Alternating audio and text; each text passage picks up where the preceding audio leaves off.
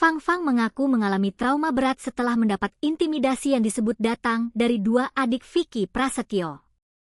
Bahkan, menurut kuasa hukumnya, rasa takut itu membuat Fang Fang sampai tidak berani tidur sendirian.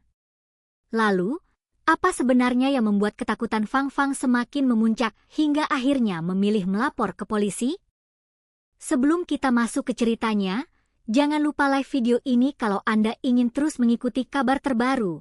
Tuliskan pendapat Anda di kolom komentar dan subscribe agar tidak ketinggalan berita selanjutnya. Sekarang, mari kita bahas kronologinya. Fang Fang, yang disebut sebagai istri siri Vicky Prasetyo, mengaku mengalami tekanan mental selama menjalani rumah tangga tersebut. Ia menyebut tekanan itu tidak hanya berasal dari persoalan rumah tangga, tetapi juga dari pesan singkat dan unggahan media sosial yang dikaitkan dengan keluarga Vicky. Menurut pengakuan Fang Fang melalui kuasa hukumnya, Emmanuel Alvino, situasi tersebut bahkan terjadi ketika Fang Fang sedang hamil 9 bulan. Emmanuel mengatakan, kliennya menerima hinaan yang disebut sangat menyakitkan. Di antaranya adalah sebutan manusia murahan, miskin, dan pengangguran. Pernyataan itu menjadi salah satu bagian yang membuat persoalan ini semakin serius. Sebab, Fang Fang mengaku bukan hanya merasa tersinggung, tetapi juga mengalami ketakutan dan trauma. Yang kemudian menjadi perhatian adalah dampak dari kondisi tersebut terhadap aktivitas Fang Fang sehari-hari. Menurut Emmanuel, Fang Fang menjadi was-was ketika harus beraktivitas di luar rumah. Rasa takut tersebut bahkan disebut membuat Fang Fang tidak nyaman ketika harus berada seorang diri. Dan disinilah muncul fakta yang cukup mengejutkan. Kuasa hukum Fang Fang mengatakan bahwa sampai sekarang kliennya masih takut tidur sendirian. Karena kondisi tersebut, Fang Fang disebut tidak ingin ditinggal seorang diri. Emmanuel bahkan menceritakan bahwa dirinya dan sang istri pernah menemani Fang Fang ketika berada di hotel.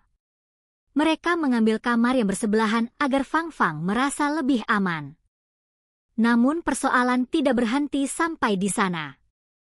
Fang Fang juga mendapat informasi bahwa kediaman Vicky Prasetyo kini dijaga oleh oknum organisasi kemasyarakatan atau ormas. Informasi tersebut disebut semakin meningkatkan rasa khawatir Fang Fang. Situasi inilah yang kemudian menjadi salah satu alasan Fang Fang mengambil langkah hukum.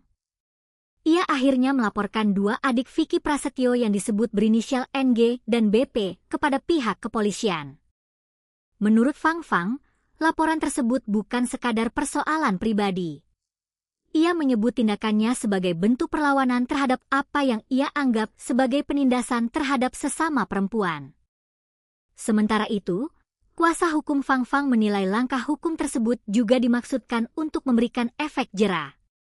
Yang perlu digarisbawahi, berbagai tuduhan mengenai intimidasi dan hinaan dalam kasus ini merupakan pengakuan dari pihak Fang Fang dan keterangan kuasa hukumnya.